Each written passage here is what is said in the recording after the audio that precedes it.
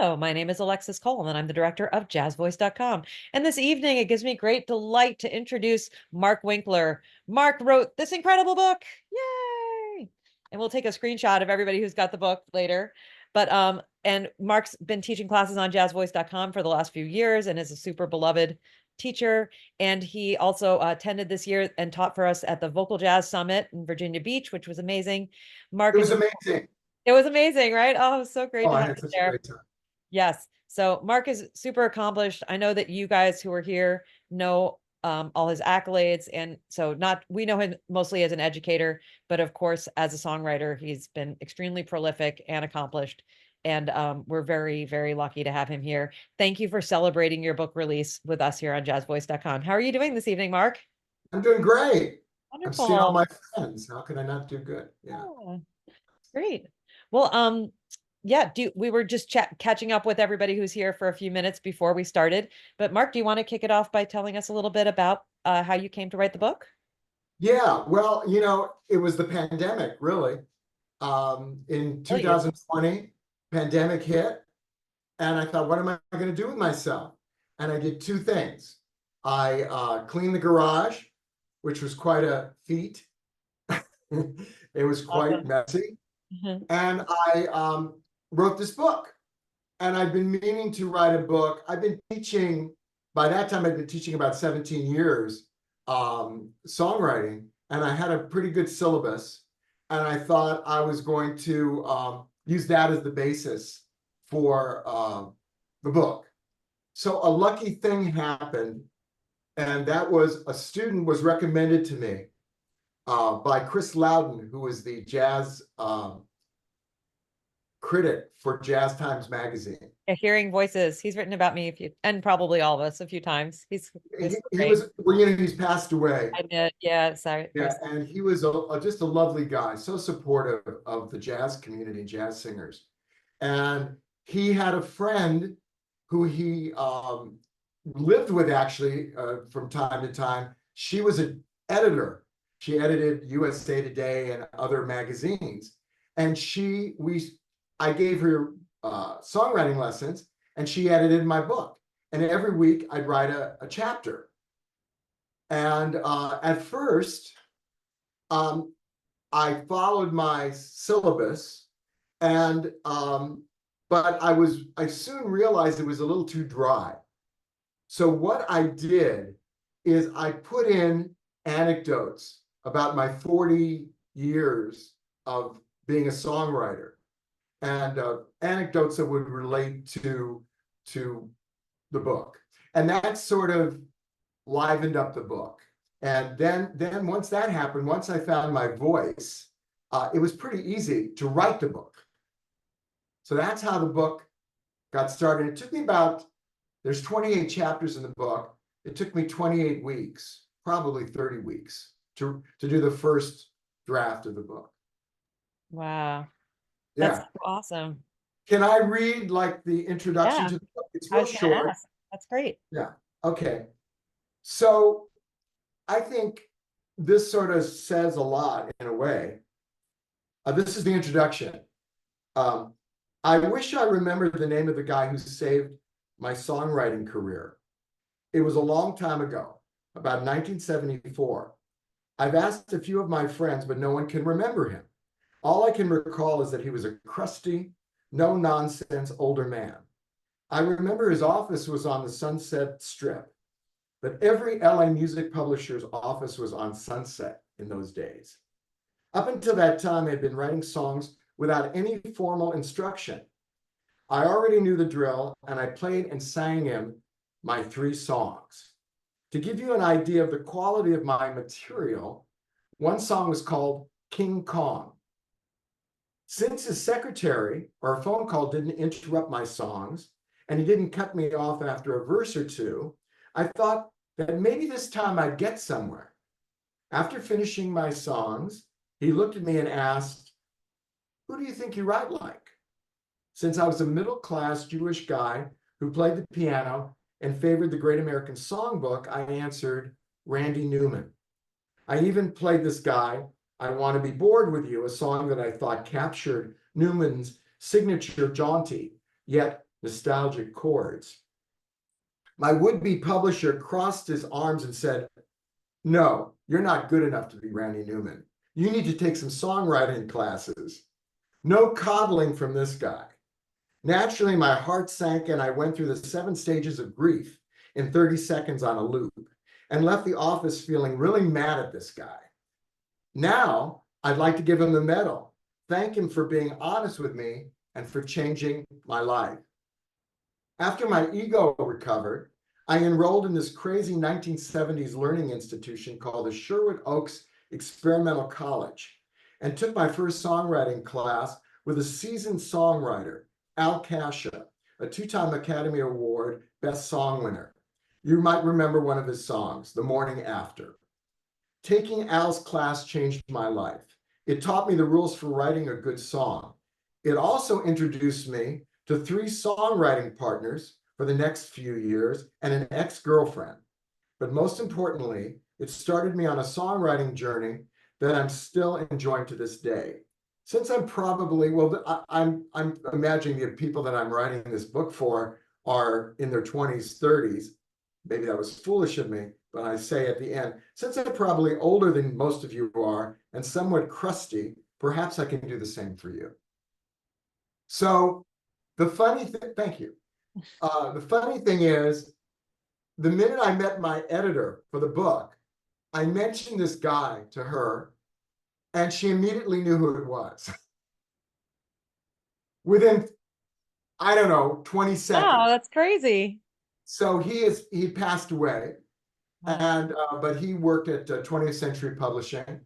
And she said, yeah, there was one guy who was very nice there, and then there was one guy who was sort of crusty, and he'd tell you the truth. So she showed me his picture, and I said, oh yeah, that's the guy. So great. Wow, that's cool. You uncovered the mystery.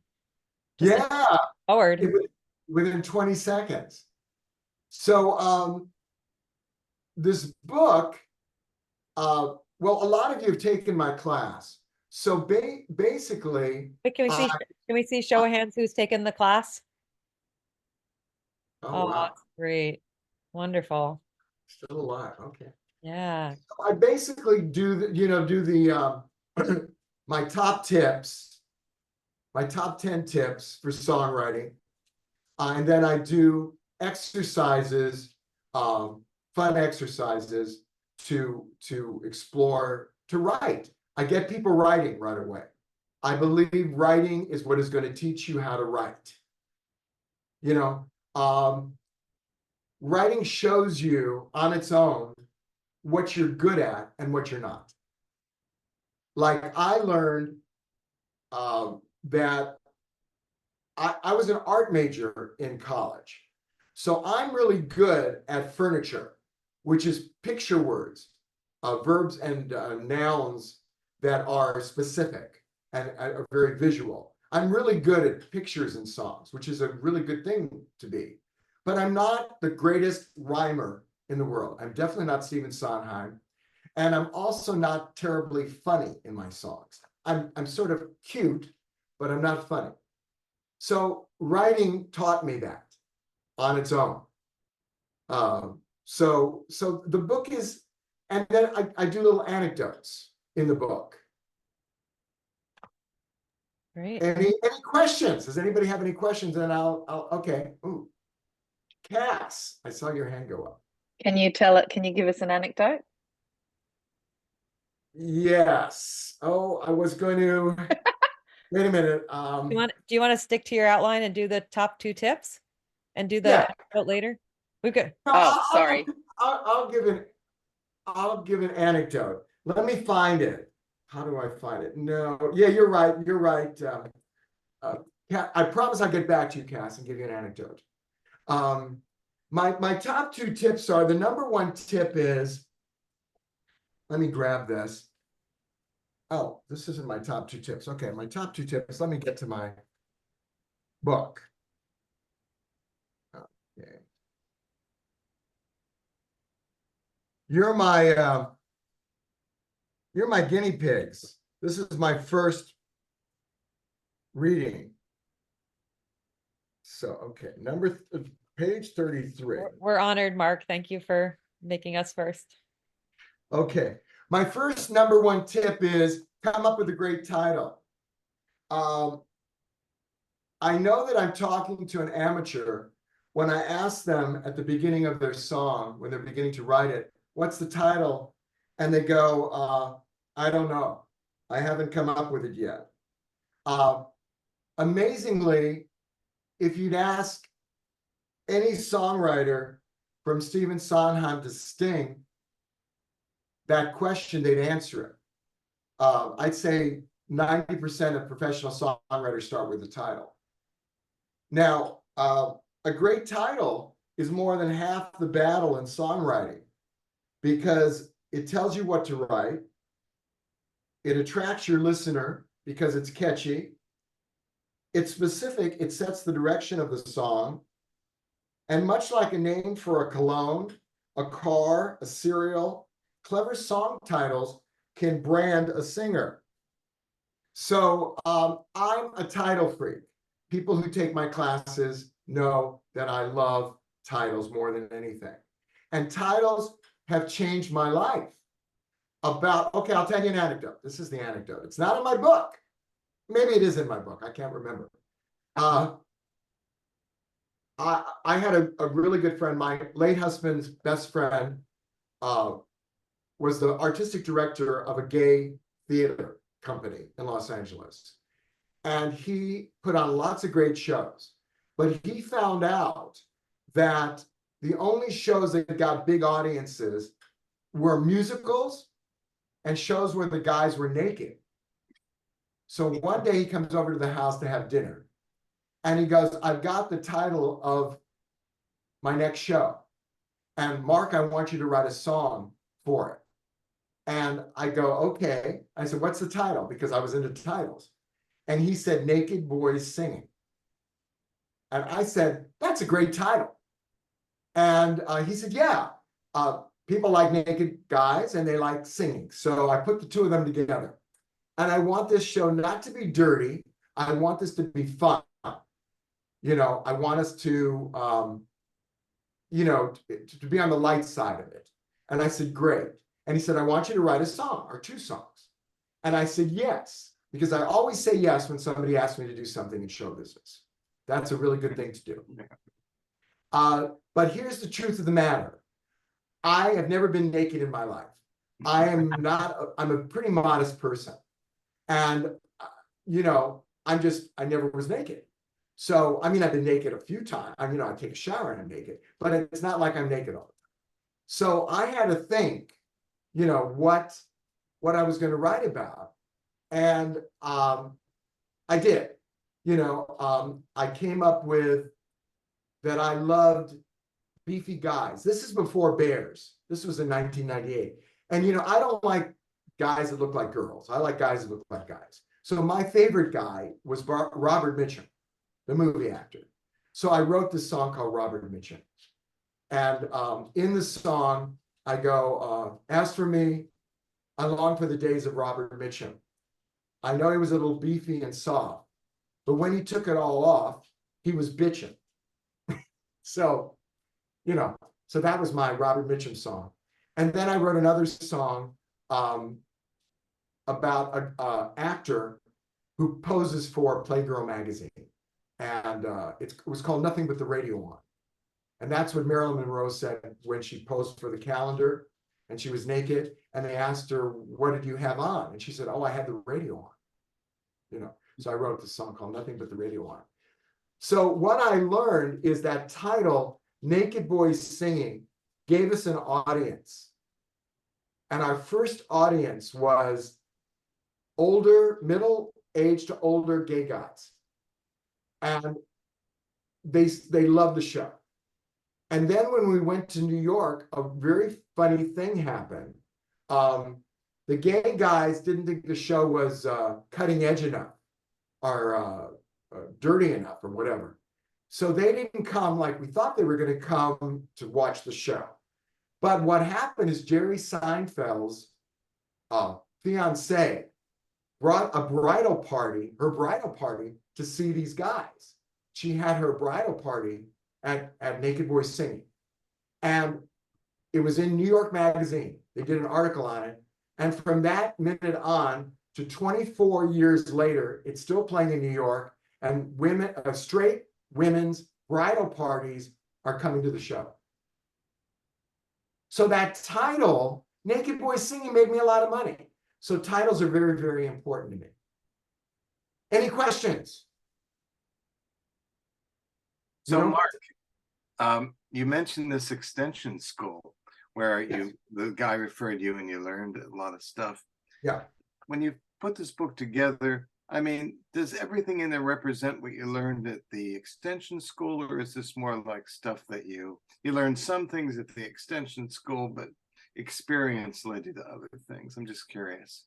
It's a culmination of everything I've been learning and teaching for the last 40 years. Mm-hmm. So a lot of it is a lot of the asides. I do something in this book where I do Mark digresses.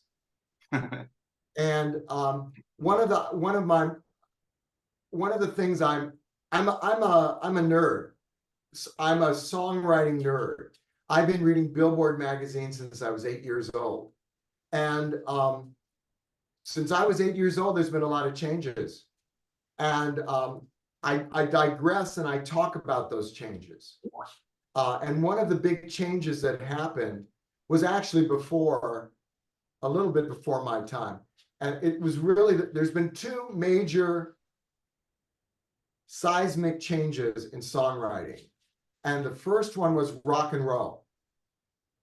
And what rock and roll did is it brought in verse chorus. Before rock and roll, AABA was the #1 form. After rock and roll came in a matter of 2 years, verse chorus became the preferred form, and it still is now. And the other thing that came in with rock and roll was imperfect slant rhymes. And this literally almost probably killed those old Tin Pan Alley, Great American Songbook writers. They never could understand, they called it non-rhymes. They hated it. And here's another anecdote. There's a guy named, oh, I'm so bad. He wrote Nice and Easy. Lou Spence. Yeah. Lovely guy. I became friends with him. And he went to a show with me at the Gardenia, which is our little cabaret club in Los Angeles. And the guy was singing and he'd go, perfect rhyme, non-rhyme, perfect rhyme, I swear. The whole show was perfect rhyme, non-rhyme. He drove me crazy. And to him and to Irving Berlin and to Steve, I have a great anecdote and I can't remember it, so you're going to have to read in the book, when Stephen Sondheim meets Randy Newman. And at the end of, Randy Newman wrote a musical, Faust. And Stephen Sondheim comes up to Randy Newman and says, Randy, you're much better than using imperfect rhymes. And Randy Newman said, no, I'm not. And then he said some other funny stuff. So, but honestly, I was 25 years ago when I started writing for musical theater. I was a babe in the woods, and I didn't know that there were, I call them rhyme Nazis, but I immediately learned because somebody came up to me and said, you're not rhyming correctly. And I said, what do you mean? You know, I'm rhyming blue and shoes. That's fine. And they went, no, it's got to be perfect, you know? So, so there's definitely, that was the other big change that happened. And I do a Mark digresses. There's plenty of Mark digresses in the book. And I talk about those changes. And Roger knows that, right? Roger, I have plenty of Mark digresses. And I love my Mark digresses. And my editor just hated them. It's really good. He said, you really have to do another one, you know? But I really think, so this is the other thing I like about my book. So am I talking too much, Alexis? No, it's good. Okay. The other thing I like about my book is I've read about 16 books on songwriting. And my favorite book on songwriting is Jimmy Webb's book, Tunesmith. It's a great book. My second favorite is Sheila Davis, The Craft of Writing Lyrics. Those are my favorite books. There's a lot of them I don't like. And lots of them are really too dry. They're so boring, you know? And my book may be many things, but I don't think it's boring. I keep it interesting, and I've got a breezy style. And my editor got on me about it, but my publisher liked my breezy style. He said, keep going with the breezy style. I like it. So that's cool. Mark, do you want to talk about writing lyrics to jazz instrumentals? Yeah. Okay. So one of the things I've done for a long time is I write to jazz instrumentals. And I'm a jazz singer, so it makes sense. And I love instrumentals. And I love John Hendricks and Eddie Jefferson and Lorraine Feather. And they all write to jazz instrumentals or have written to jazz instrumentals. So I have two. And there's one really good reason, other than writing, having fun and writing a great song. And that is, you can meet these musicians. And I've met and become friends with a lot of musicians because I wrote lyrics to their instrumental. And I think the first success I had with it was, I love this Joe Sample tune, Night Flight. I love Joe Sample. And I love you guys because I know you know who Joe Sample is. If I was in my UCLA class, they'd go, who? But I wrote lyrics to his song, Night Flight. And I made a little demo.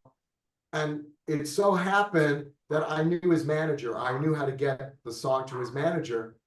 And one night I get a call from Joe Sample. And he says, I really like your lyrics to my song. But I think there's a couple of places where I'd like to work with you on it. Can we meet? And I went, can we meet? Are you kidding? It's Joe Sample. So I go over to the studio and he's there. And one of the greatest days I ever had was having Joe Sample playing the piano in this little rehearsal room while I'm working on the lyric to Night Flight. And from that minute on, I realized I could meet jazz musicians by writing lyrics to their songs. Have you found that, Karen? Did you write lyrics to Peter Eldridge, or am I wrong?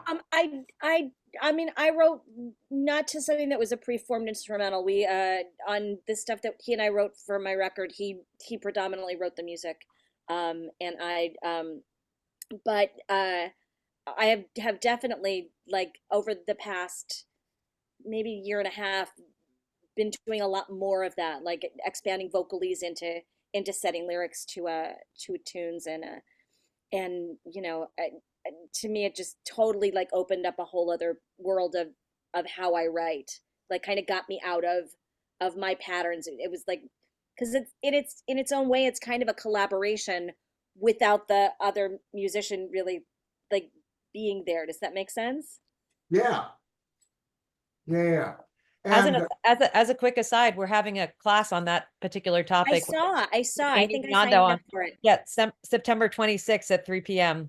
with Amy Yeah. Biondo about writing lyrics to jazz songs. So that would be interesting to see how she and I differ. yeah, you should come by the class. I'll comp you. Okay, I will come by. So just for a second, so the people, a lot of you've taken my class. So the number one thing you do to start writing a lyric for jazz instrumental is what, Cass? Is Cass around? I don't see her. Okay, Cass, what do you do? What's the first thing you do when you're writing a lyric to a jazz instrumental? Well, I haven't written one to a jazz instrumental. Oh, yes, I have. Yours. Yeah. Well, that's actually the reverse. You're putting my lyrics to music. Oh yeah, that's true. But I found an instrumental to then put it to. Okay. What's the first thing? I don't know. Okay, so you have to identify the form. That's Uh, number one. And the reason you do that is because you've got to know where to place the title. So if it's AABA, your title is in the first line or the last line of the A. If it's verse chorus, your title is in the first line, the last line of the chorus, or every line of the chorus, or, you know, somewhere there. And then once I identify where I put the title, I count up how many syllables the title is. And then I go to my title folder, which I will explain to people. I see that, Alva, you took my class, right?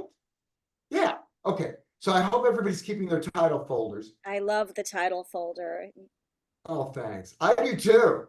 So what I do is I go to my title folder and I literally look for songs with that number of syllables. So if the title is 5 syllables, I look for titles with 5 syllables.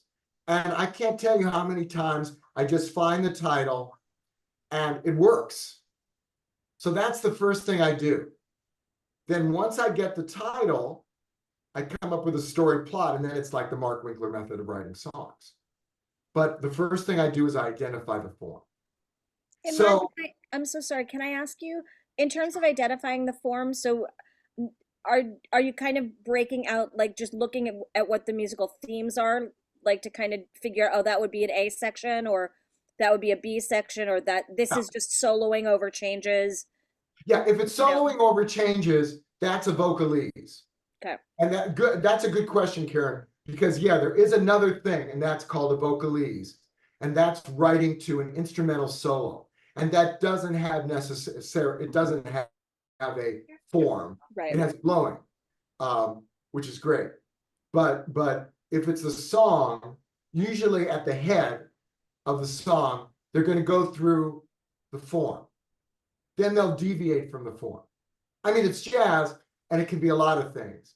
But I've written, I don't know, I've written with, let's see, who I've written with. Wayne Shorter, Joe Sample, Don Grusin, David Benoit. Who did I just write with? I've written with a lot of jazz instrumentalists, and I identify the form. So yeah, so generally it's the head of the tune, and that's what I use as the form. Okay? I'm going to give my little anecdote about writing for a jazz instrumental. And Alexis, should we, let me give the story and then we'll play the song. Okay? Okay, so this is from my book. Mark digresses. A couple of years ago, Claire Martin phoned me and asked me to write some lyrics for a tribute album she was going to be recording featuring the songs of Wes Montgomery. Claire is a world-class singer who over the years has done quite a few of my songs and has become a good friend. I love Wes Montgomery too. When I was in high school, I was taken by his unique style of playing, and for some reason I can't read in the slide, and the incredible albums he made with Creed Taylor. Claire asked me to write lyrics for Wes's tune, Bumpin', and I said, that's my favorite song of his. Soon thereafter, I wrote a lyric with my wonderful co-writer, Shelley Nyman, and we called the new song, I Could Get Used to This. When I played it for Claire, she flipped for it, and then asked me to write a couple more songs from the Wes Montgomery songbook, which I did. Then about a week later, in the middle of the night, I woke up in a cold sweat with one question on my mind. Did Claire have the publisher's permission to do this? Of course she did, I thought, and went back to sleep. As you now know, I've put lyrics to jazz songs many times in the past, and the rule is to get in contact with the publisher first and see if they are open to having a lyric written to their song. Some are, and some aren't. Sometimes the catalogs of these jazz greats are run by warring families, or by very protective publishers, or by large corporations that can't be bothered, like Warner Chappell. You must reach out and see what the story is. The lyric you write can be sensational, but sometimes there can be an extenuating circumstance you know nothing about. And then I give the lyric to Bumpin'. So let's hear it. And this is me doing Bumpin'. Awesome. Okay, share screen.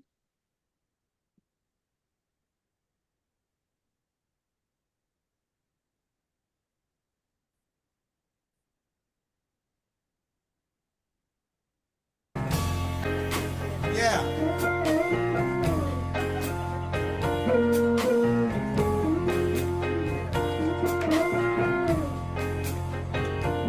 I could get used to this, feeling fine, talking all through the night, no sense of time. I could get used to this, the words that you said, champagne and coffee cups, breakfast in bed. I could get used to this, loving you. So why haven't I told you when I know that it's true? I could get used to this, taking things slow, dancing cheek to cheek, lights way down low. I could get used to this, to not being alone, turning this house I had into a home. I could get used to this, loving you. So why haven't I told you when I know that it's true? Thank you.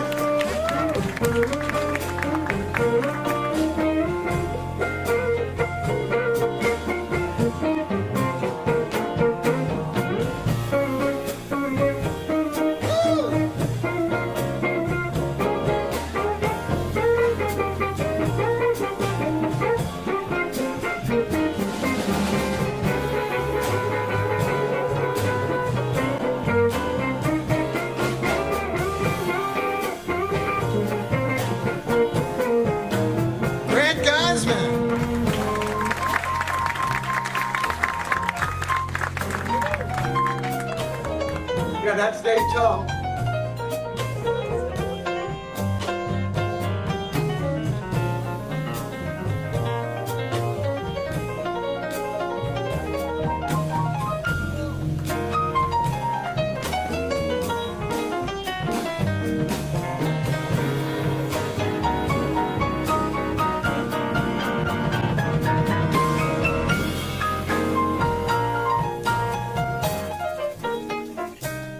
I could get used to this, your sweet face, way that you look at me, things falling in place.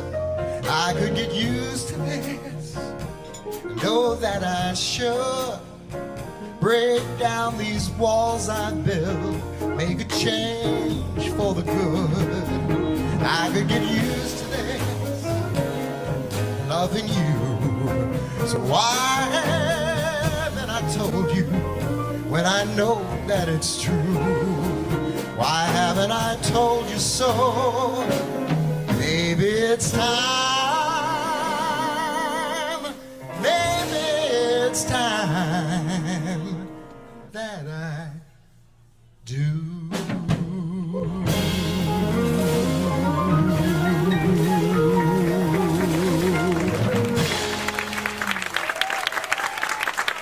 Rich James, Grant Geisman. I wrote the lyric with Shelley Nyman. Hey guys. Okay.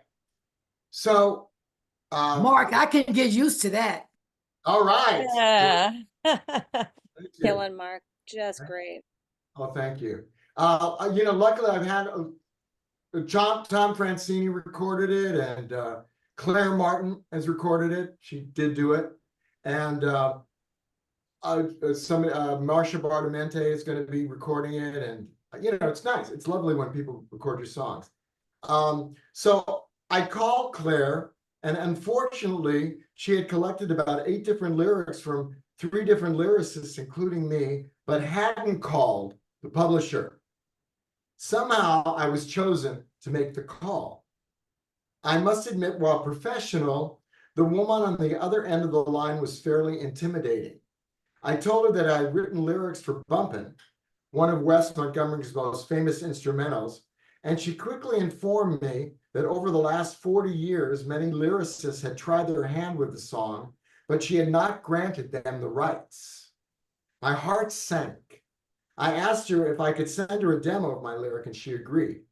Amazingly, she called me back quickly. And in show business, if you get a call back quickly, it's almost always good news. And told me she loved my lyric and would grant me the publishing rights, along with Shelley. Now, I was cocky, so I submitted my other 2 Wes Montgomery lyrics, and she promptly rejected them. In my humble opinion, the lyrics were great, but it's the publisher's prerogative. Yeah, didn't Bobby Brown have a song called My Prerogative? To grant permission. So scope out the situation first. So, and she turned down all the other lyrics that Claire sent her.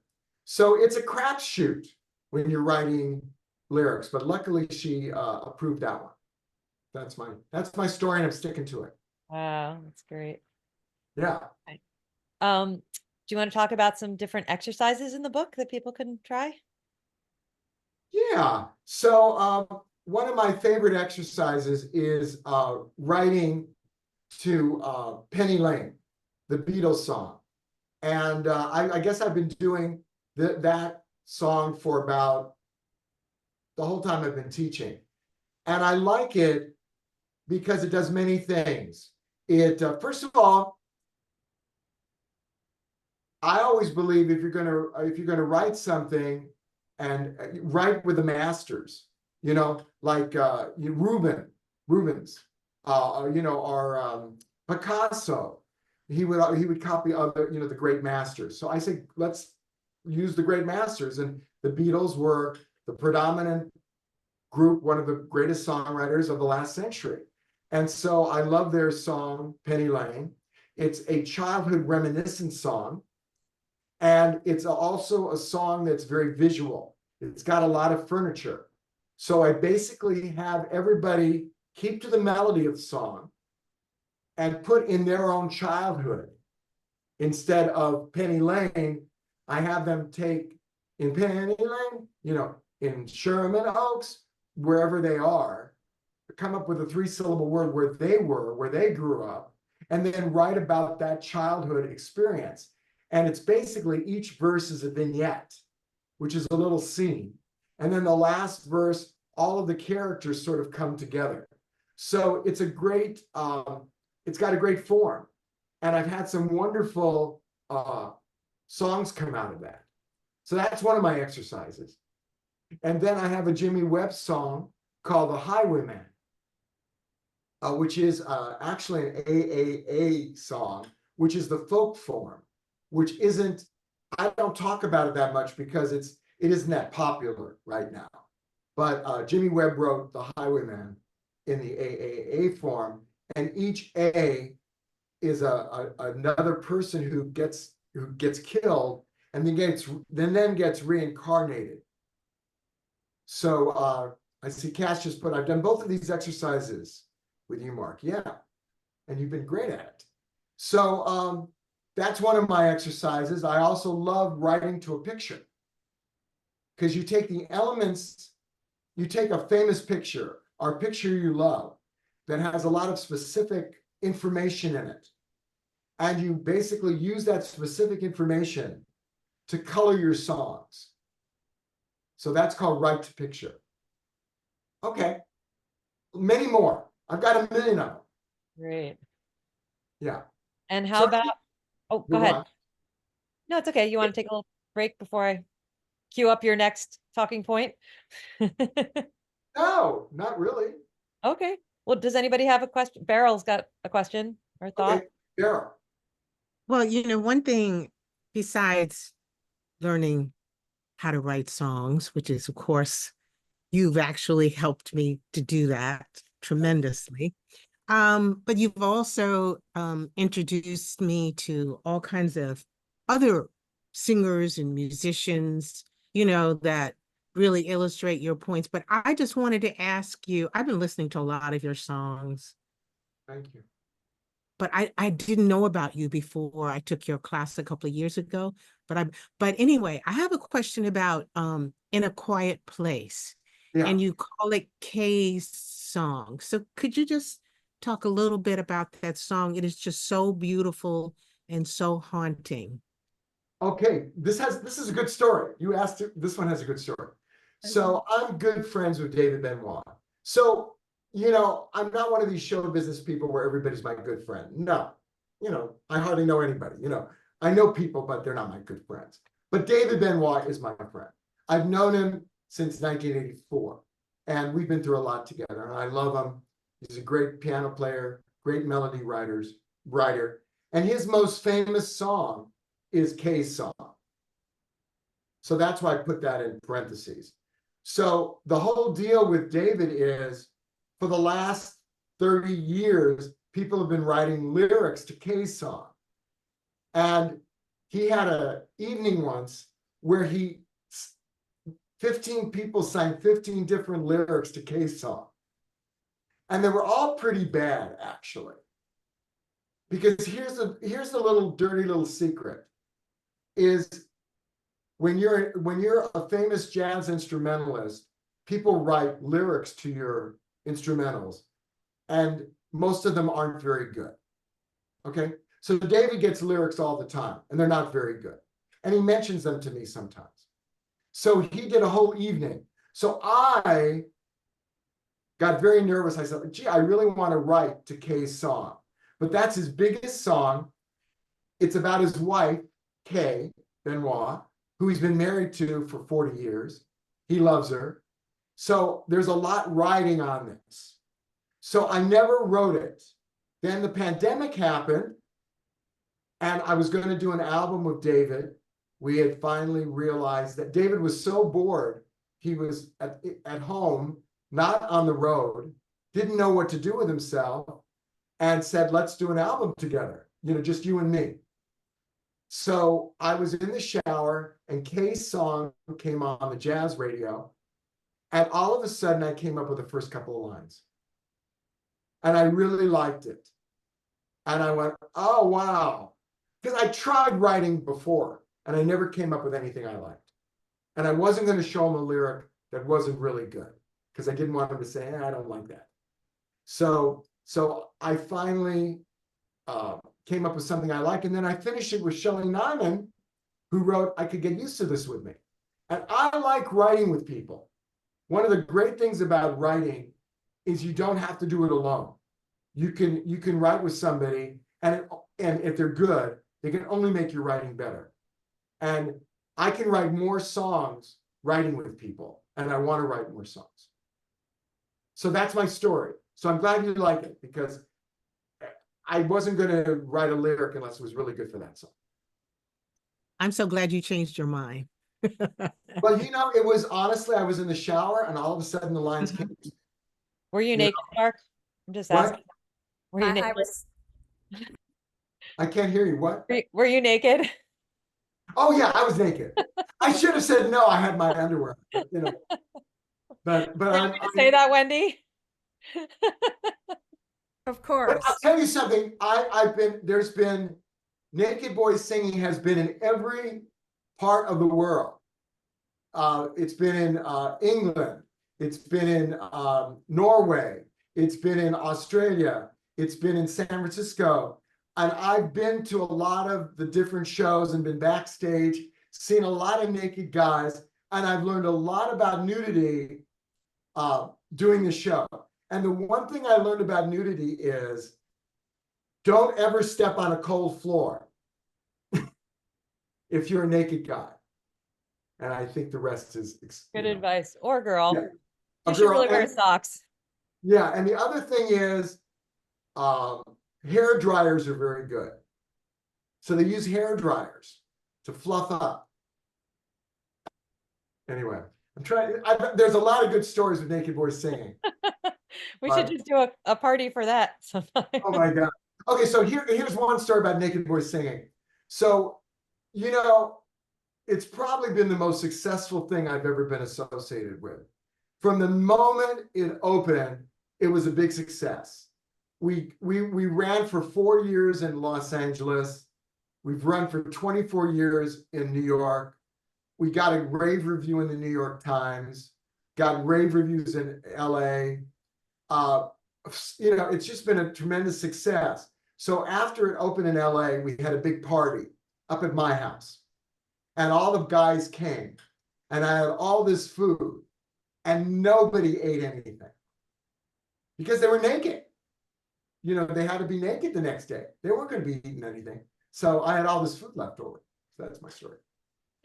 Wow. Any more questions? And then I'm Well, gonna. speaking of naked boys, you want to tell us some dirty little secrets? Yeah. Okay. So I have a chapter called Dirty Little Secrets. And some of them are, I'm gonna give you the most. Well, I'm not gonna start with it. Okay, here's number one. Sometimes the nicest people aren't very talented. Wouldn't it be great if your nicest friend was the most talented person on the planet and you could just work with them and write and write and write? Guess what? Usually your best friend is just that, your best friend. And when you're working with songwriters and musicians, you need the best people you can find, and sometimes they're not the nicest people. I had a favorite male singer with a voice like a choir boy who decided to record one of my songs. I pinched myself at my good fortune until I went into the recording session. He was one of the most disagreeable and nasty people I have ever met. After he had a voice like an angel, and he's passed away, and I don't really want to mention his name.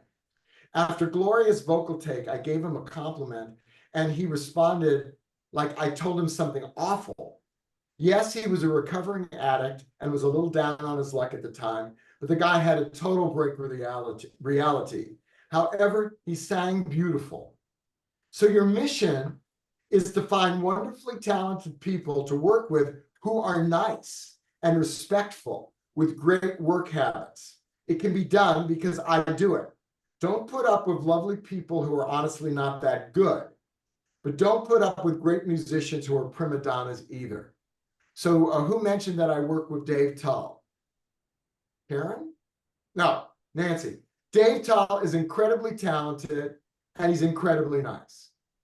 Grant Geisman, who's a fantastic guitarist, is incredibly great and incredibly nice. So honestly, they have to have both of those things going for them. And it took me a long time. Do you want me to give you another one? Here's an important one, Alexis. Always ask to hear an MP3 of some of their songs on SoundCloud or some of their songs on SoundCloud before you write with someone. In the analog universe, sometimes I'd meet a very nice songwriter and he'd want to write with me and I'd say, come on over to my place and I can hear some of your songs. I wasted many an afternoon listening to bad songs all the way through and then sometimes having lunch with them because, I was trying to be nice. Winkler digresses. Confession time. I hate hearing bad songs. And a lot of the time, I find them funny, which is not a very nice thing to say. I had a friend of a friend I once spent some time with at a party, and he told me he was a songwriter. He seemed smart, and I thought, what the hell? I'll invite him over. He put on his cassette tape. This was way before the internet. And out came the most disjointed mumbo jumbo of a laundry list song I have ever heard. And I really had to look at a point on the ceiling not to laugh. To make it short, be very nice, ask for the best songs and say, send me an MP3. And now you don't have to go through that torture of being stuck with them all afternoon. So now here's my last dirty little secret. I have like 25 of them in the book. Wow, great. And this one is, I've got a lot of cojones doing this one. Well, I'll see, okay. Don't believe the best thing said about you. Don't believe the worst thing. The truth lies in the middle. The next paragraph will prove my point. I have cojones. Here's the best review I've gotten ever. Rex Reed, who's really tough. He can be very, very nasty. He writes for the New York Observer. He wrote this. Mark Winkler is a musical marvel. Finally, a writer who sings and a singer who can swing. I use this all the time. What a wonderful review. And here's the worst. And this is pretty bad. Okay, I'm bold and brave. Okay, I did a show in San Diego about 7 years ago. And I must say that the show didn't go so well. And the reason it didn't go so well is I thought I was going to be on for an hour, and they told me I was going to be on for 2 hours. So I was calling up tunes. We were putting in way too many instrumentals, you know, stuff like that. So I don't think the show was that good anyway. So this is the reviewer from the San Diego Reader who reviewed me. I find it funny now. In the 2.5 years I've been doing concert reviews, I've seen literally hundreds of shows, and without a doubt, some of the best ones have been jazz live presentations. Sadly, last night's performance by Mark Winkler was not one of them. I had conflicting clues about the gig. On one hand, some glowing reviews of Winkler, CDs from Winkler CDs from the likes of All About Jazz and Jazz Times. On the flip side, a friend with serious jazz credentials warned me his vocals sound like fingernails on a blackboard.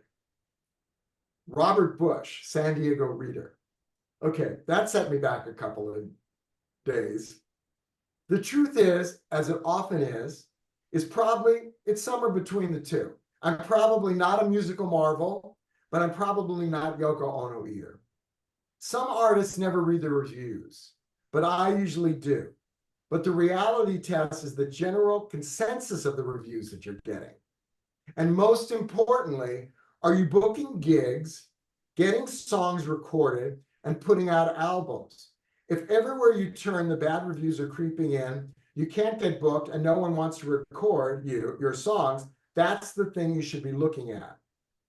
And truthfully, reviews can point out things that are working and things that aren't. So that's my bold one. That's the worst review. That's great. And that's such a great perspective check to believe it's all somewhere about in the middle. Yeah. Really great. And you know, Mark, can I ask a question? You said you find it funny now, but how did you receive that at the time? I remember exactly where I was. I was just ready to go in and watch a movie with my husband. And I said, oh, let me check if I got the review yet, because I knew he was reviewing me. And it came up on the internet. And I said to him, my husband, Richard, I said, give me a half an hour. You know, I couldn't, you know, it took me a minute. It's never pleasant seeing. Luckily, I must say, I haven't really gotten that many bad reviews, you know, and I have, you know, I don't want to jinx it. I haven't gotten a bad review in like 5 years, but it's never pleasant when you get it. Anybody else got any bad reviews? Be honest. Sure. Really, Alexis? I got the thing that I disliked the most was actually from Christopher Loudon, who gave me so much great press over the years and said so many loving things. But when I made that album with Bucky Pizzarelli, he said Cole completely eclipsed, but it would have been nice to hear Bucky's musicality come through, but Cole eclipsed him. And I'm like, all I did was sing the heads. He picked all the songs, and even on the cover of the album, his face is in front and mine's in back. I'm like, the whole thing was to showcase Bucky and like our friendship. And so that, even though it wasn't like a bad review, it hurt my feelings. So I'm still talking about it. Like that was 2015. So yeah, it was really. It's true. It's true.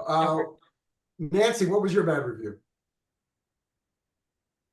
Mine was early on, and it was actually just a local guy, but it was like my first review that I did a Christmas album with my now ex-husband that was different. This guy had seen me before playing in a jazz band in you know, like straight ahead swing with a horn section and stuff. So that was his bent. And I didn't know enough about like, oh, you should probably send music that is the style that this person likes. And so I sent him this stuff that we did for this Christmas album, and he had thought, oh, goody, a swing Christmas album. And it was like kind of, new wave. It was like the late 80s, early 90s. And so it was totally not what he liked, and he just panned it. And it was my first time of like, oh, I guess you should be a little more strategic. But I put out an album called Sweet Spot, which is really a good album of mine. But it's me with a sucker in my mouth. I've got it's called Sweet Spot. So I got a sucker in my mouth, and I have some of the nastiest comments online about this, and I wasn't expecting it. I thought it was funny. And so, but when you're in the kitchen, sometimes you're gonna get burned, and that's part of we're putting our stuff out there, and you're not everybody's gonna like what you do, and that's a good thing to know. All you have to do is go on. Alexa. I think that, kind of how you started this segment about just not letting the great things in too deep, and not letting the bad things in too deep. And I think, like, oh, great, somebody loves my album. That's great. I'm just doing what I'm doing, and if people like it, that's great. I'm happy, but it doesn't rule my world or anything. And that way, when people don't like it, it doesn't rule your world either. You just do it. But we digress. We should be focusing on lyric writing in your book. So I was going to say this, Alexis. So my book is more than lyric writing. It's lessons I've learned as a songwriter, and I think that's what makes the book a little more special.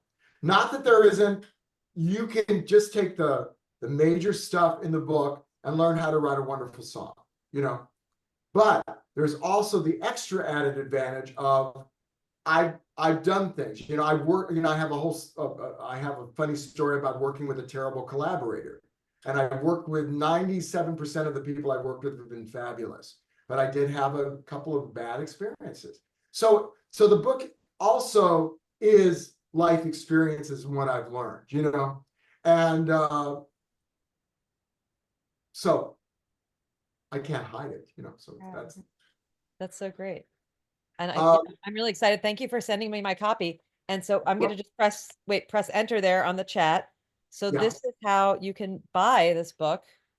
You can get it right now from Mark's publisher, Yes. 30% discount. He has the link there, and you just enter the code that's in the chat, or you can buy it directly from Mark. And Mark, I was delighted to see. At first, I was like, "What? Mark didn't sign it." I was very disappointed, but then I got my own signed copy. So I'd highly recommend, since we're all Mark's friends and fans, just buying it directly from Mark so he can send you a copy, because I think it's really neat. You can read anything digitally these days, but to have an actual book that's signed is really special. Yeah, and if you bought a book, send me your address and I will sign it for you and send you a sticker that you can put in the book. Oh, that's really nice. So if you've already bought the book, send me your address and I will sign it for you. Steph, did you want to say something about that? Yes. What's that? I was going to say, I don't want a sticker. I want you signing my book, but I'm local, so that's all good. You're local, so we can do it. We'll just make time to do it. I want to get back to one thing about bad reviews. Okay. Naked Voice Singing was just one of those lucky things that happened, and every step of the way was magic. I had another show that opened off Broadway, and I think it's one of my favorite chapters. It's called Writing for Musical Theater. And I talk about getting the night I get all the bad reviews. And I remember it. The show opens and we had a big party and I was sort of numb. And I went back to the hotel with my husband. And at midnight, the reviews start coming in on the internet. And they were bad. And my left hand started shaking, like I was going to have a heart attack, because, this review came in and it was bad. And it wasn't my music. It wasn't my lyrics or music. It was the book, the story that they had problems with, you know. They loved the lead actress, Sally Mays was the star of the show, and she was fantastic. It was called Play It Cool. And I did a really smart thing. And I closed my computer. When my hand was shaking, I said, you know something?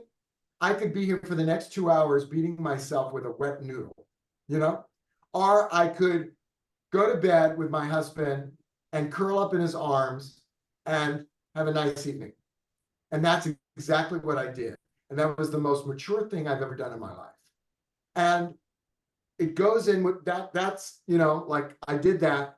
But then I also say, there's something that I always do, and not everybody does it. And that is, I always ask myself first, what do I think of the play? What do I think of the song I've just written? What do I think of my vocal? And, you know, and sometimes I don't know, you know, but a lot of times I do. I develop my gut where I go, you know, this is really good. And I think that show is really good. And we had a real successful run of it in Los Angeles. And I give the reasons why I think the show didn't do as well in New York. But I like the show, and I'm proud of the show. I'm proud of the music I wrote for it. I thought the cast was great.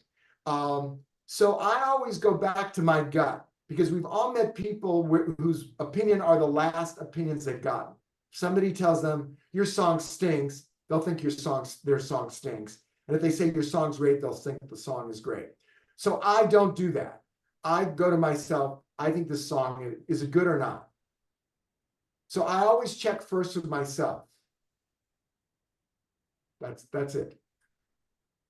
That's the secret. You know, Mark, could we take a second? Yeah. Well, I'm worried if we've passed the hour. Some people might, but you can, we're going to stay on and just ask a few more questions for a minute. But can we just take a selfie with the book? I'd love it. Who has the book? Hold up the book if you have it.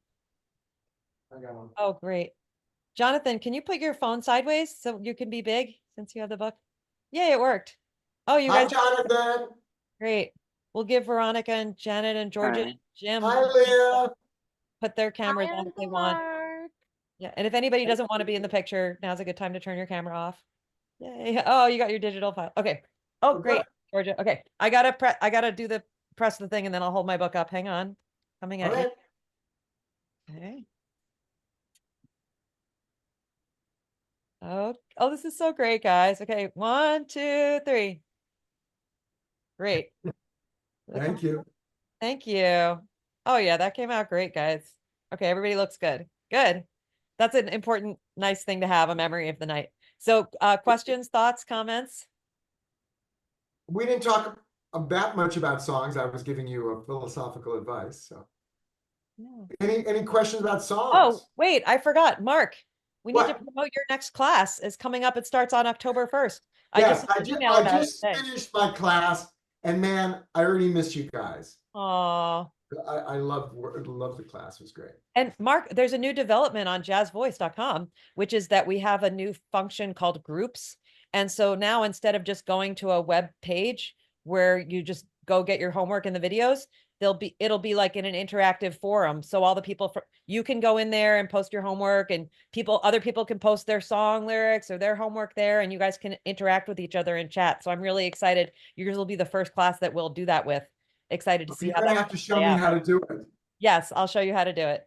It'll be from the user end, not from backstage on Wix or anything crazy. So you'll be, okay. I believe in you. So when's the class starting? It's like October 1st. October 1st, Wednesday, October 1st. Yep. And anybody who's taken my class before, take it again, because I promise you, I'll give you another exercise. You won't have to do Penny Lane again. I'll give you another song, and I'll come up with new stuff. Oh, great.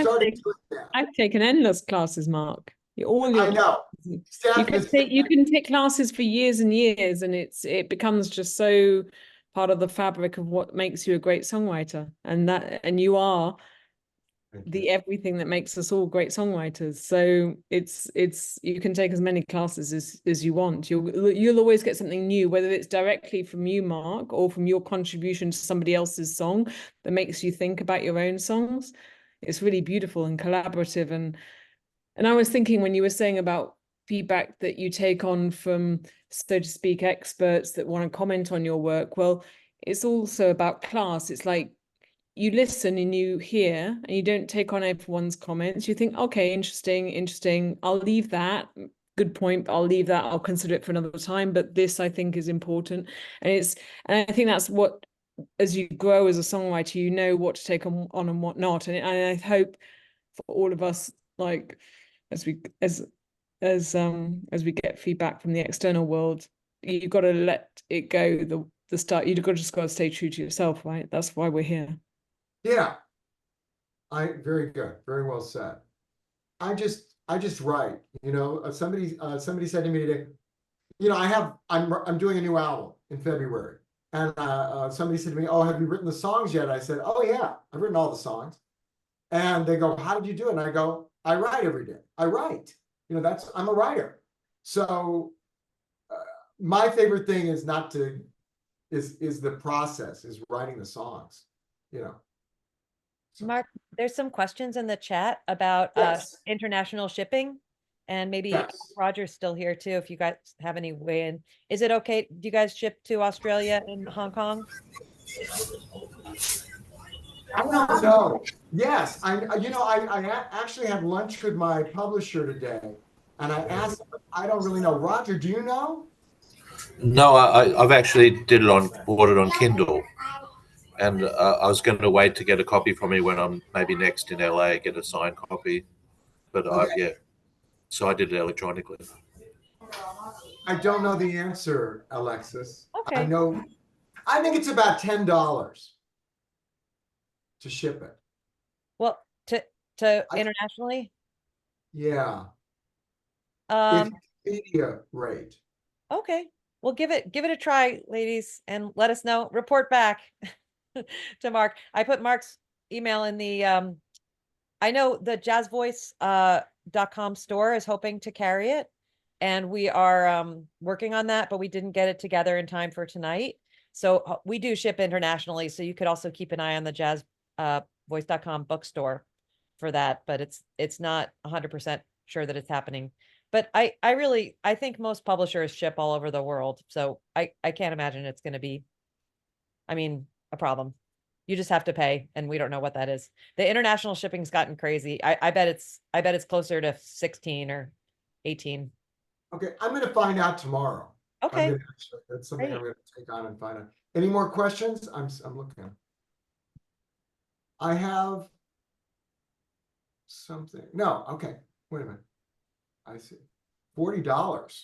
Oh yeah, that's $40 to get it. But that's great to know, Roger. Thanks for letting us know about the Kindle version. That's really awesome. So, Mark, I have a question. Yeah. What's your favorite cover of one of your songs? If you had someone do one of your songs, you hear it and you say, you added something to it that I didn't think about when I was writing it. You made me feel that story differently. Or is it just a case, what's your favorite cover of a song? Claire Martin, Another Night. Okay, I'll look for it. I performed in London recently, and Claire was my special guest, and she sang that song. And I was thinking, it doesn't get better than this, which is a good title for a tune. Doesn't get better than this. But the other one is Diane Reeves doing my song, The Land of the Loving. She's just an incredible singer, and I've been lucky enough to have her do about 3 of my songs. So I love nothing more than somebody doing one of my tunes. Like Cass Eager, I want her to record one of my tunes, or one of our tunes, because she's a great singer. I want Alexis to do one of my tunes. I want every singer in the place, I've got all these great singers. Okay, hey.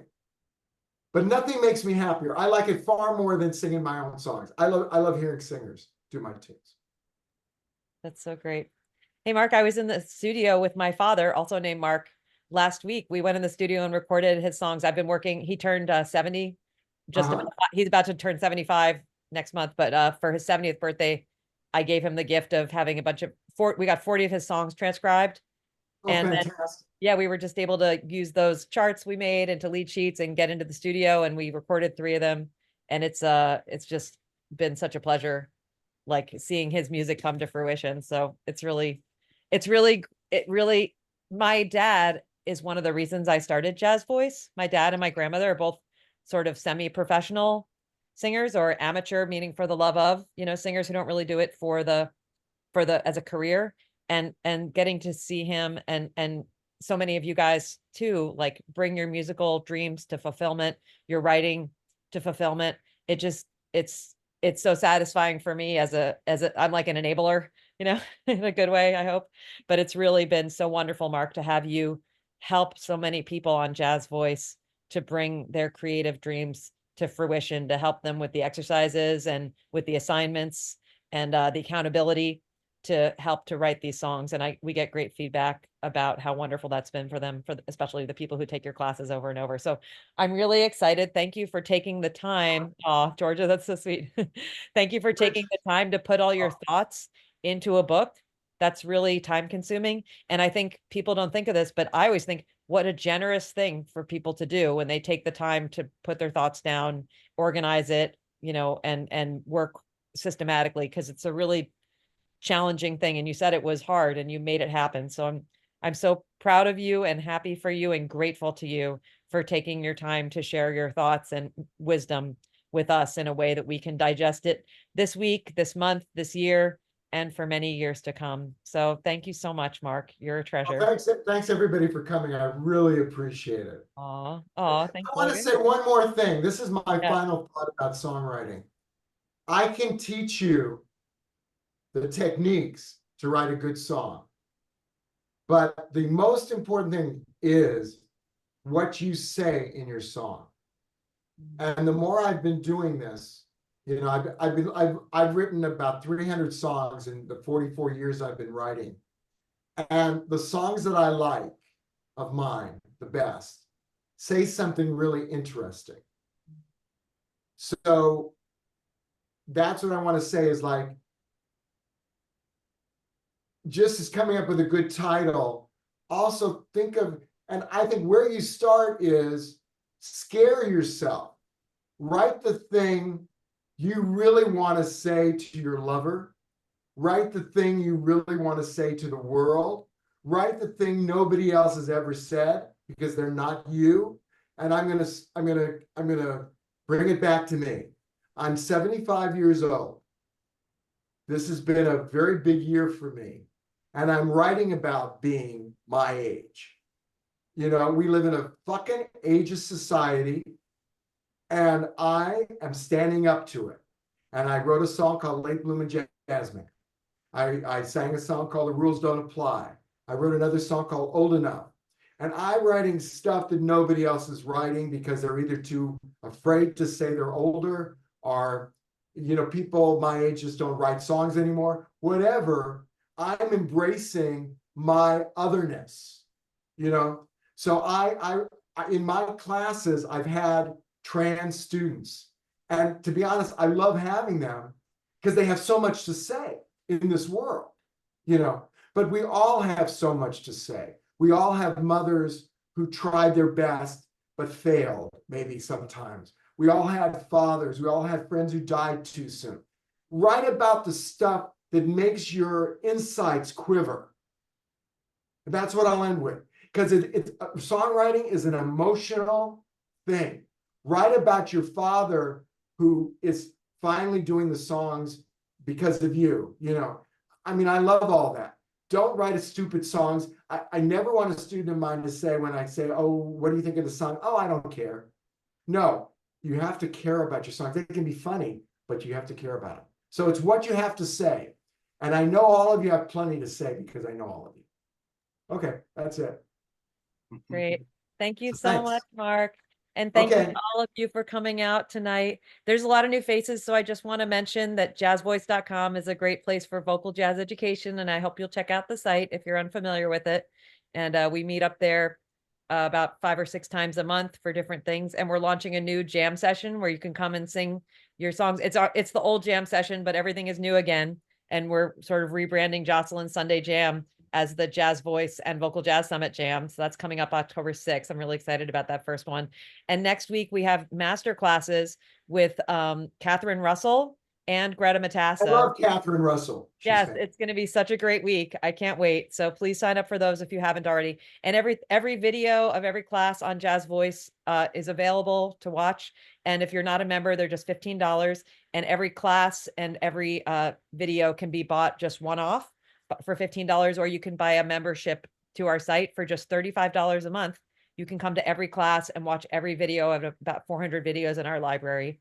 So that's really exciting. And I also want to mention next on the 16th, Monday, we're going to be starting as a group our asynchronous piano class and lead sheet writing workshops. Those are in online courses and you can get 25% off just as a little push we're doing, so that we're all going to start together.